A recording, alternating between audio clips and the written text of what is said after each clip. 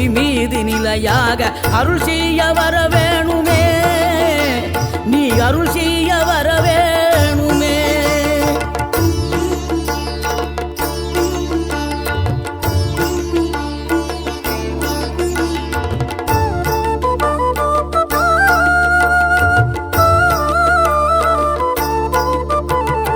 இகழ்தலையும் புகழ்தலையும் ஒரு முகமாய் கருதும்படி செவி உரைத்த முத்து குமரன், நீ வறுமையையும் வளமையையும் சமநிலையை உணரும்படி மதி கொடுத்த செல்வ குமரன்.